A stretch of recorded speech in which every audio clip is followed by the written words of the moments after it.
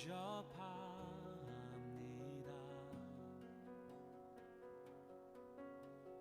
우리의 죄를 사하여 주신 주께 엎드려 절합니다. 오늘 말씀은 룻기 1장 16절에서 17절 말씀입니다. 그러자 룻이 대답하였다. 나더러 어머님 곁을 떠나라거나 어머님을 뒤따르지 말고 돌아가라고는 강요하지 마십시오.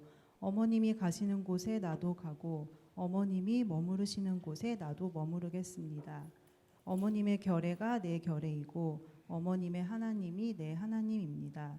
어머님이 숨을 거두시는 곳에서 나도 죽고 그곳에 나도 묻히겠습니다. 죽음이 어머님과 나를 떼어놓기 전에 내가 어머님을 떠난다면 주님께서 나에게 벌을 내리시고 또 더 내리신다 하여도 달게 받겠습니다.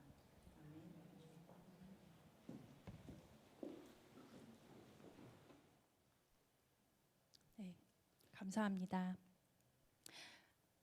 오늘 본문은 구약의 룻기입니다. 룻기는 유대교에서는 77절이란 절기 때마다 회당에서 낭독되어 오고 있는 책이에요.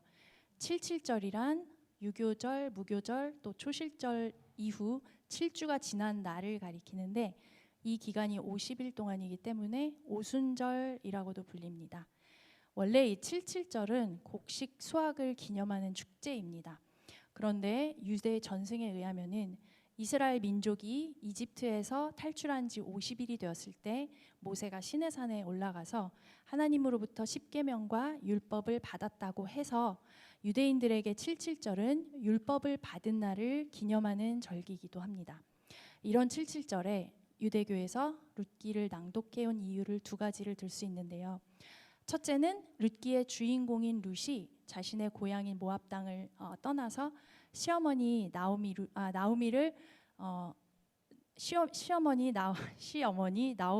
따라 유대 베들레헴에 처음 도착했을 때가 77절 무렵이었다고 합니다. 즉 그 보리 추수가 끝나고 밀 추수가 시작될 즈음이었으니까 그 연결 고리가 시기가 된 것입니다.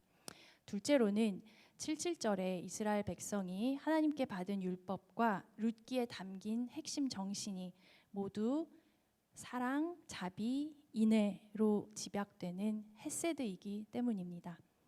그러면 신약 시대를 살아가는 교회에게 있어서 77절, 즉 오순절의 의미랑 그리고 룻기가 어떻게 연결이 되는지 한번 생각해 보기 원합니다. 사도행전 2장을 보면은 오순절 날 한 곳에 모여서 예수님의 제자들이 기도를 하죠. 그때 성령이 강하게 임하고 그로 인해서 베드로는 오순절을 기념하기 위해서 예루살렘에 모인 세계 각지에서 온 디아스포라 유대인들에게 예수 그리스도의 부활을 담대하게 알리는 장면이 나옵니다. 베드로의 메시지는 회개와 세례를 통해서 약속하신 성령을 받으라는 것이었습니다. 이 설교를 듣고 이날 3,000명이 넘는 사람들이 세례를 받고 이는 교회의 탄생을 알리는 사건이 되었습니다.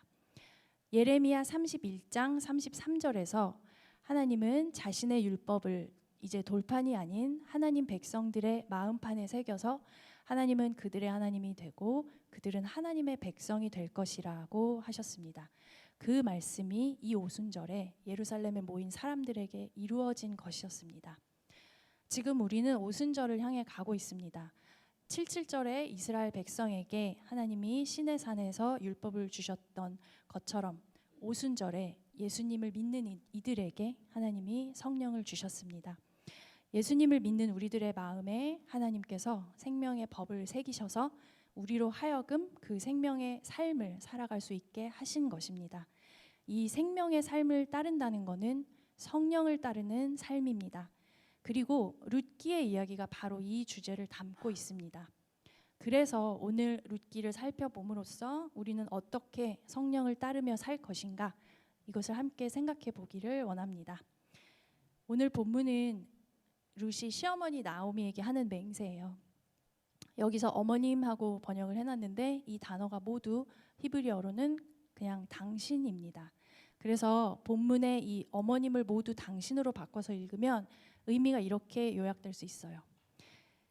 나는 더 좋을 때나 더 나쁠 때나 더 부유할 때나 더 가난할 때나 아플 때나 건강할 때나 죽음이 우리를 갈라놓을 때까지 당신과 함께 할 것입니다. 어디서 많이 들어보셨나요? 결혼식 때 신부와 신랑이 서로에게 하는 서약입니다. 우리에게 이렇게 익숙한 결혼식 서약이 사실은 한 여인이 다른 한 여인에게 하는 맹세에서 온 것이에요. 이게 우리가 흔히 생각하는 로맨틱한 사랑 고백이 아니었다면 그럼 과연 뭘 말하고 있을까요? 이제 이 본문의 배경을 한번 살펴보도록 하겠습니다. 고대 이스라엘의 사사 시대 때 한 가족이 있었어요. 엘리멜렉과 나오미 그리고 이들의 두 아들 말론과 기럯이 유다 땅 베들레헴에 살고 있었습니다. 그러다가 그곳에 기근이 들었어요. 이들이 살던 이 가나안 땅에는 큰 강이 없어서 농사는 주로 비에만 의존을 했습니다. 그래서 평소에도 농작물을 수확하면 많이 수확하기는 어려웠고 그리고 장기 보관하는 건 그 당시에 아주 어려운 일이었겠죠. 그래서 기근이 드는 거는 정말로 매우 심각한 위기에 닥쳤다는 것을 뜻했습니다. 그래서 이 가족은 굶어 죽지 않기 위해서 베들레헴을 떠나서 모압 땅으로 이주할 수밖에 없었어요. 그런데 모압 땅에서의 삶도 녹록지가 않았습니다. 먼저 나오미의 남편 엘리멜렉이 죽게 돼요. 말론과 기럯 이 두 아들은 룻과 오르바라는 이 모압 여인들을 아내로 맞이하지만 10년 후쯤에 이 두 아들조차 죽고 맙니다. 그래서 이제 이 가정에는 여인 셋만 남게 되었어요. 당시에 여성은 한 독립적인 인격체라기보다는 한 가장에게 속한 부속물쯤이었고 그렇기 때문에 이러한 사회에서 여성들끼리만 살아가는 것은 지금으로서는 우리가 상상할 수 없는 많은 어려움이 있었을 것입니다. 이렇게 힘겹게 살아가던 어느 날 나오미는 주님이 자기 백성을 돌보셔서 베들레헴에 풍년이 들었다라는 소문을 듣게 됩니다. 그러자마자 나오미는 바로 일어나서 모압을 떠나서 베들레헴으로 돌아갑니다. 처음에는 이 세 여인이 함께 길을 나서요. 그런데 가다가 어느 순간에 나오미가 두 며느리한테 자기를 따라서 베들레헴에 가지 말고 모압의 친정집으로 돌아가라 이렇게 말을 합니다. 여기서 친정이라고 번역된 단어는 히브리어로는 안정 아니면 쉼 이것을 뜻한다고 합니다. 그러니까 이 말은 친정으로 돌아가는 게 목표는 아니고 룻과 오르바가 안정을 찾기 위해서 궁극적으로는 새 남편을 만나라 이렇게 얘기하고 있는 거예요.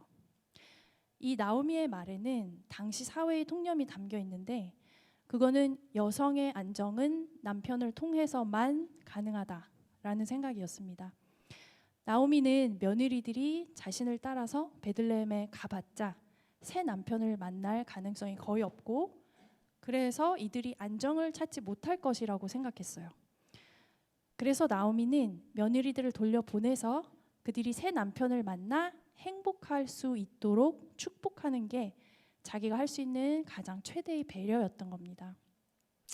그래서 1장 8절에서 나오미는 자기가 이렇게 하는 이유가 이 여인들이 죽은 자신들의 남편들 그리고 나오미 자신에게 한결같이 사랑해 주었기 때문이다라고 해요. 여기서 이 한결같이 사랑하다 이 말이 바로 우리에게 익숙한 헤세드라는 단어입니다.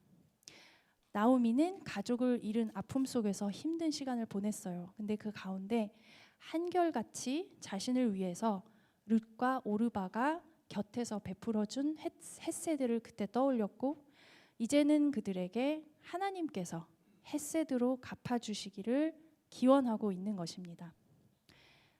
룻기에 아주 많이 반복되는 헤세드라는 이 말에는 의무를 넘어서서 자발적으로 누군가의 유익을 위해 베푼다라는 뜻과 그 베푸는 행동이 지속된다라는 뜻이 겹쳐 있습니다.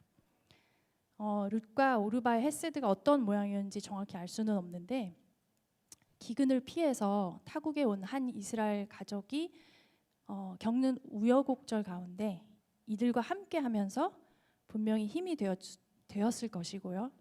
그 지역 출신이니까 외국 가정이 정착하는데 필수적인 도움이 됐을 것을 저희가 쉽게 짐작할 수 있습니다. 그래서 나오미는 이들이 돌아가야 한다라고 명령하고 있어요. 완강히 거부를 하다가 오르바는 결국에 돌아갑니다. 그런데 룻은 나오미의 말을 듣지 않아요. 1장 14절에서 룻은 오히려 시어머니 곁에 더 달라붙었다라고 합니다. 여기서 달라붙었다라는 표현은 창세기 2장 24절에 그러므로 남자는 아버지와 어머니를 떠나 아내와 결합하여 한 몸을 이루는 것이다 라는 구절에서 결합하다와 같은 단어예요. 그러니까 남자가 여자와 결합하려고 자기 부모를 떠나는 것처럼 룻도 나오미에게 달라붙어 있기 위해서 자기 민족을 떠난다는 겁니다. 그러면서 오늘날 결혼식 서약의 모델이 된 이 룻의 맹세가 이어지게 됩니다. 나오미를 향한 이 룻의 헌신의 결단이 남자와 여자가 서로에게 결단하는 것만큼이나 견고한 것을 볼 수 있어요. 이 가부장적 사회에서 전통적인 가족이라는 틀을 벗어난 두 여인이 이루는 이 작은 공동체에도 이와 같은 깊은 사랑이 튼튼하게 있고 이것이야말로 얼마나 소중한가 룻기는 드러내고 있습니다. 이러한 룻의 맹세는 그녀가 앞으로 행할 헤세드가 어떠할지를 보여줍니다. 그리고 점진적으로 그 강도가 세어지고 있어요. 맹세의 첫 부분인 16절 앞부분을 한번 보겠습니다. 나더러 어머님 곁을 떠나라거나 어머님을 뒤따르지 말고 돌아가라고는 강요하지 마십시오. 어머님이 가시는 곳에 나도 가고 어머님이 머무르는 곳에 나도 머무르겠습니다. 여기서 룻은 나오미가 가는 곳에 자기도 가고 나오미가 묵는 곳에 자기도 묵겠다라고 합니다. 이 약속은 룻이 동행자로서 나오미와 어디든 함께 가겠다라고 하는 건데 이게 결코 하찮은 헌신이 아니죠. 이 나오미의 바램처럼 모압 땅에 남아 있으면 어쩌면 만났을 수도 있었을 새 남편을 나오미가 포기하는 것입니다. 룻이 나오미 때문에 포기하는 거죠. 근데 나오미가 누구인가요? 나오미는 나이가 많이 들었죠. 그리고 가진 것이 없고 자기 고향에 가도 사실 이 여성이 어떤 대우를 받을지는 자기도 불확실해요. 그래서 그런 그녀와 함께 다니다가 룻도 자칫 손해를 겪을 수 있겠죠. 위험을 겪을 수도 있고 그래서 어떤 보상도 약속도 보장되어 있지 않은 불안한 그 미래로 나오미와 함께 가겠다고 하는 것입니다. 두 번째 부분 16절 뒷부분을 한번 보겠습니다. 어머님의 하나님이 내 하나님입니다. 여기서 룻은 한 걸음 더 나아가요. 우리가 모두 경험적으로 알고 있듯이 다른 나라나 민족에게 갔다고 해서 우리의 정체성을 꼭 버려야 하는 것은 아니지만 다른 문화권에 살다 보면은 그 문화와 언어와 가치관을 새롭게 따라야 하기 때문에 굉장히 의도적인 노력이 필요하죠. 특히 룻에게 있어서 나오미의 결례를 자신의 결례로 삼겠다. 이거는 자기가 거부당할 것까지 감내하겠다는 결심입니다. 왜냐하면 유다 사람들은 예로부터 모압인들에 대한 편견이 있었어요. 그래서 룻은 자신이 쉽게 받아들여질 거라고는 예상하지 않았을 거예요. 그리고 이러한 현실을 반영하듯이 룻기는 곳곳에서 끊임없이 룻을 모압 여인이라고 굳이 부르고 있습니다. 그렇기 때문에 모압인이라는 이 룻의 정체성이 베들레헴 공동체로 하여금 그녀를 온전히 받아들이는 데 있어서 가장 큰 걸림돌이다. 이걸 계속해서 암시하고 있는 거죠. 이렇게 룻은 많은 걸 감수하면서 나오미의 결례를 품고자 합니다. 근데 그 이유는 오직 그들이 나오미의 결례이기 때문이에요. 그뿐만 아니라 나오미의 하나님이 자신의 하나님이 될 것이라고 합니다. 이 말은 야훼 하나님을 따르기 위해서 모압의 신 그리고 그 신을 섬긴 모든 생활 방식 다 버리겠다는 아주 중요한 결심이죠. 세 번째 부분 17절을 보겠습니다. 어머님이 숨을 거두시는 곳에서 나도 죽고 그곳에 나도 묻히겠습니다. 죽음이 어머님과 나를 떼어놓기 전에 내가 어머님을 떠난다면 주님께서 나에게 벌을 내리시고 또 더 내리신다 하여도 달게 받겠습니다. 이제 룻은 평생 헌신을 맹세합니다.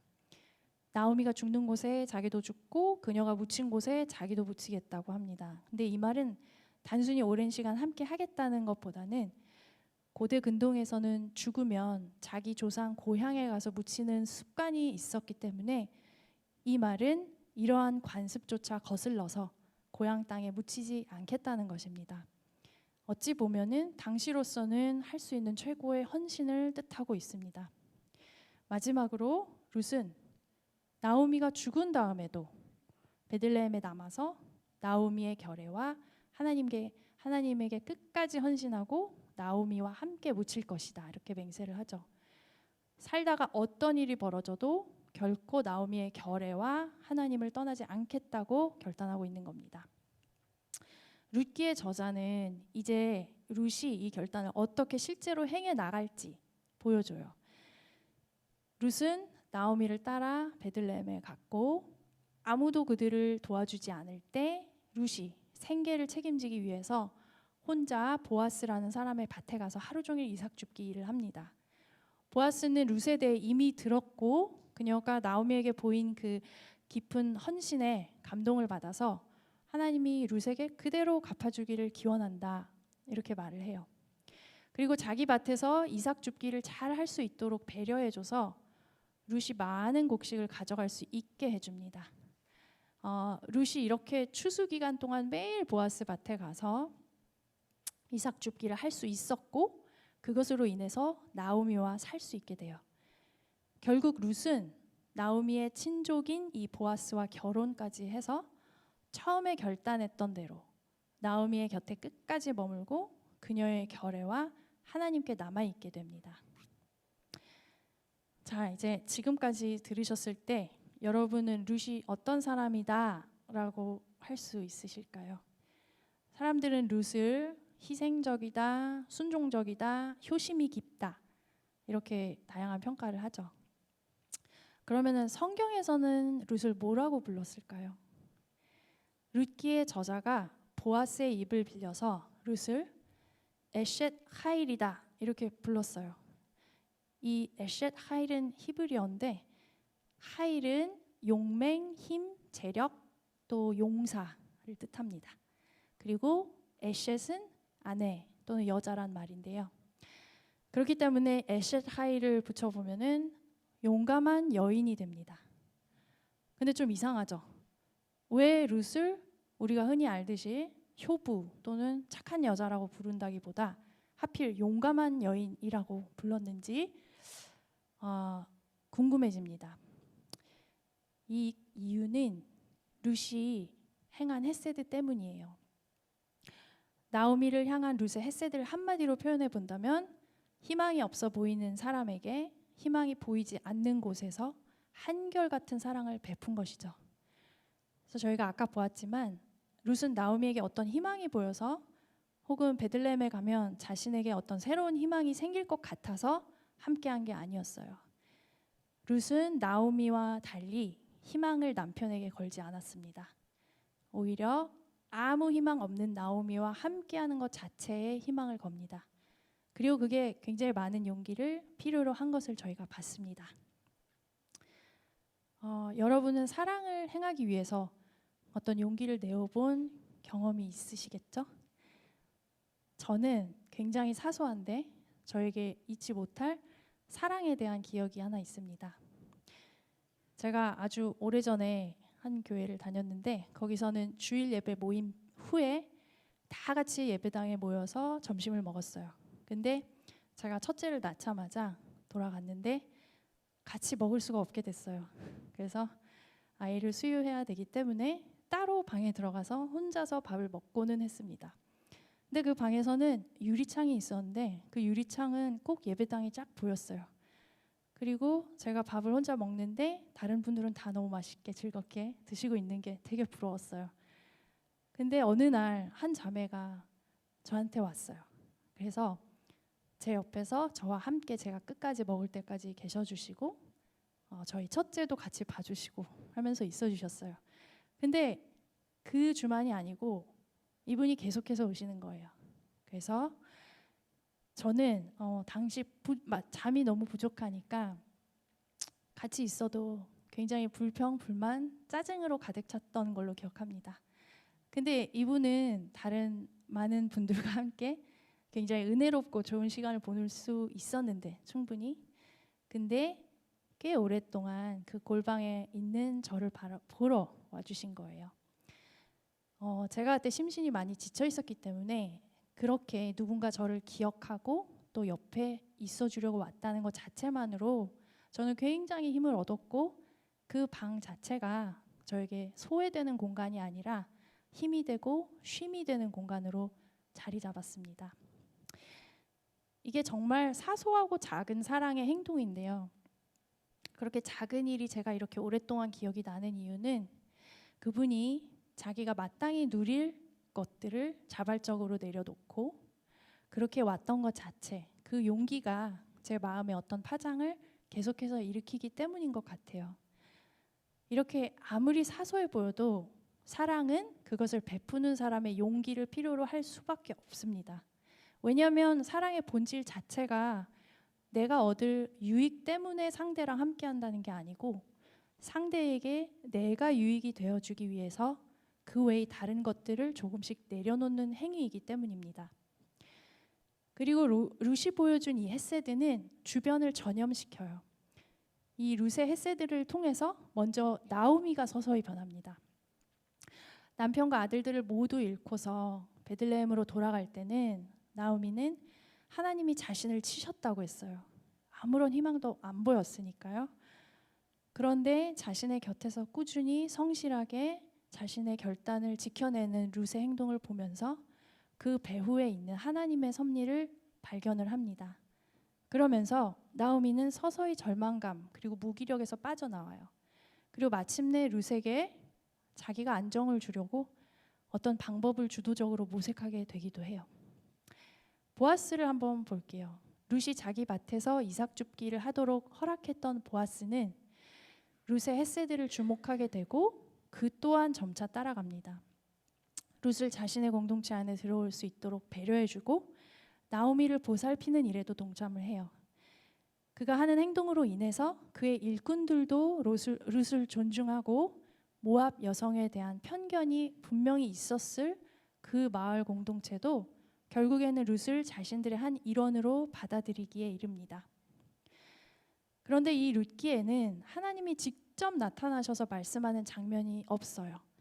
하나님에 대한 언급은 나오미와 보아스의 입을 통해서만 드물게 들을 수 있고 룻기의 저자가 하나님의 직접적인 개입을 가리키는 부분은 4장 13절에 주님께서 룻을 보살피시니 그가 임신하여 아들을 낳았다라는 언급 정도에 나옵니다. 그래서 이처럼 하나님에 대한 언급이 잘 안 나타나는 이유는 이들의 삶이 하나님과 별개여서가 아니고 룻기의 관심이 하나님의 섭리가 사람들의 행동을 통해 어떻게 구현되는가에 있기 때문입니다. 하나님께 율법을 받은 하나님의 백성이 어떻게 그 율법을 따라서 일상을 살아가는가에 초점이 맞춰져 있기 때문이에요.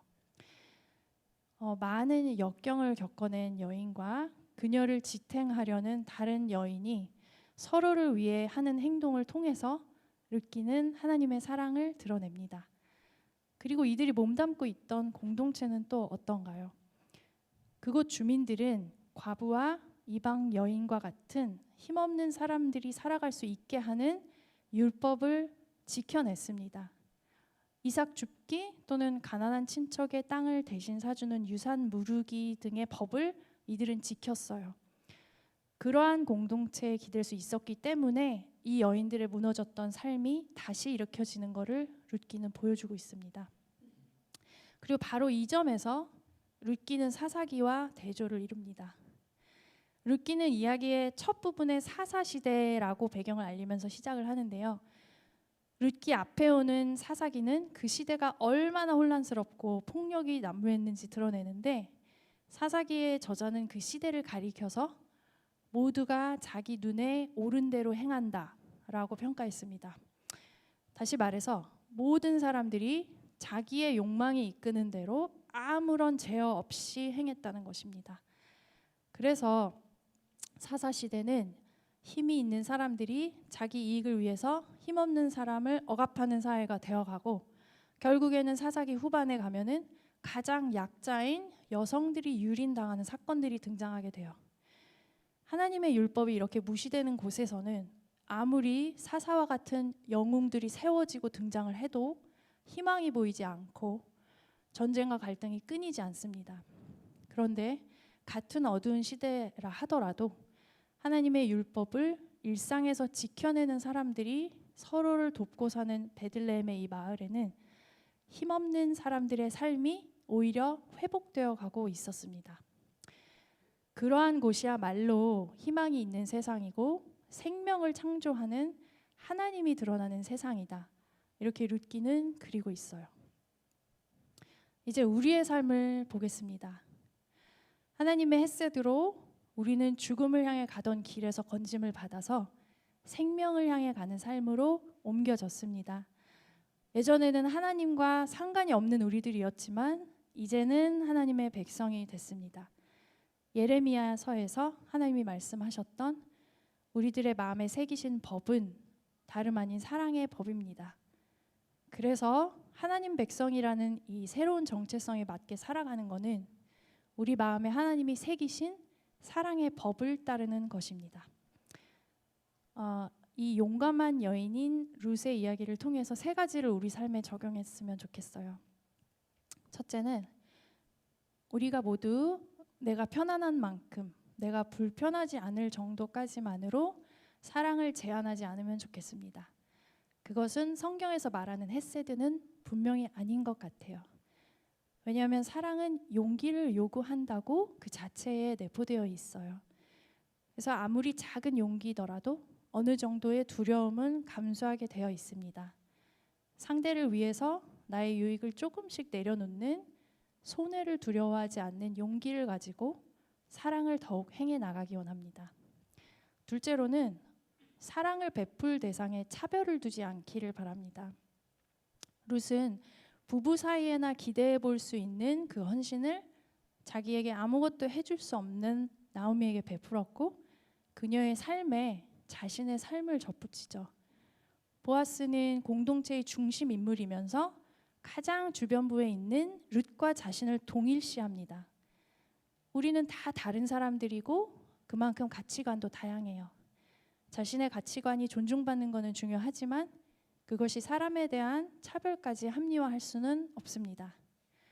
최근 몇 년간 MBTI가 급부상했는데 저도 굉장히 좋아해요. 그래서 이것이 성향을 파악해서 나와 남을 더욱 잘 이해하는 수단으로 순기능이 있는 것 같습니다. 그렇지만 성향을 기준 삼아서 사람을 구분짓고 그에 따라서 차별해서 대하는 게 오히려 쉬워지게 하는 역할도 분명히 내포하고 있는 것 같아요. 그래서 우리가 신중해야 하는 겁니다.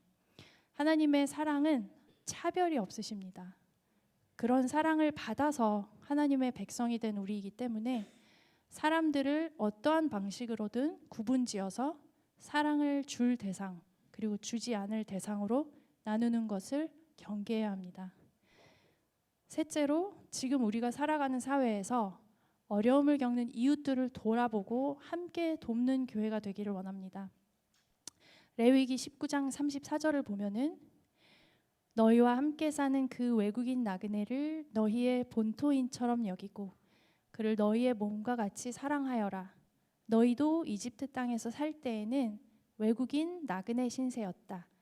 내가 주 너희의 하나님이다. 이렇게 하나님 말씀하세요. 고아와 과부와 나그네로 대표되는 약한 사람들을 보호하는 율법 규정들을 이스라엘 백성이 준수했을 때 그들은 이웃 사랑을 실천할 수 있었습니다.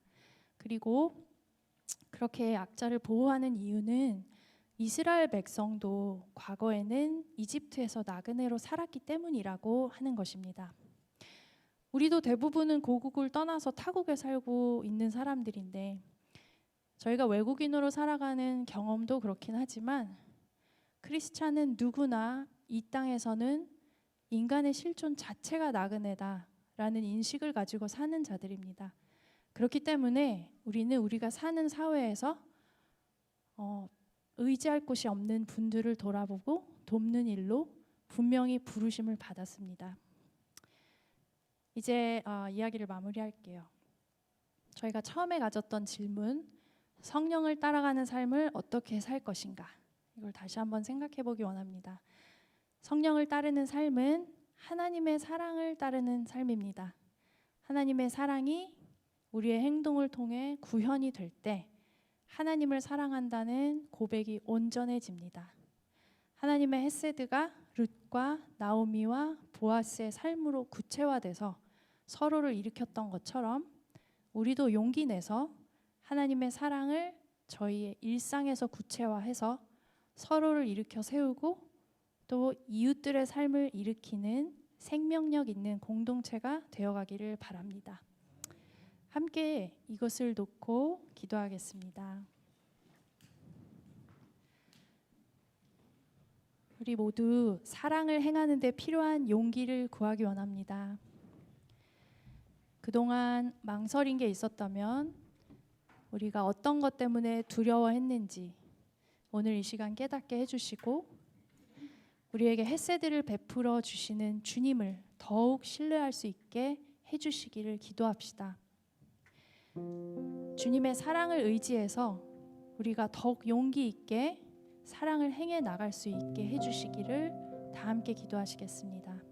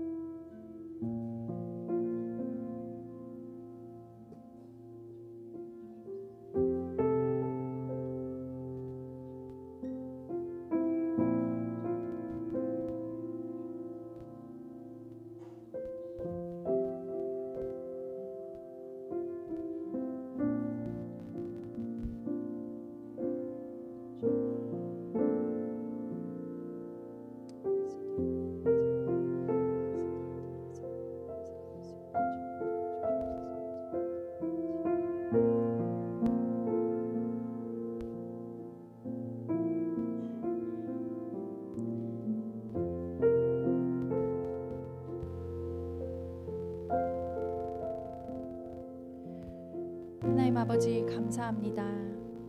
오늘 룻을 통해서 그녀의 헤세드가 가리키는 하나님의 헤세드를 더욱 깨닫게 됩니다. 우리와 항상 함께 하시기 위해서 자신을 내어주시는 주님, 그러한 주님을 따라 우리도 용기 내어서 사랑을 행하게 도와주세요. 그리고 주님의 뜻을 더욱 올바르게 헤아리고 품어가고 주님이 누구이신지를 드러내는 교회가 되어가게 하여 주시옵소서. 감사드리며 예수님의 이름으로 기도합니다. 아멘. 다 같이 일어나셔서 함께 찬양 드리시겠습니다.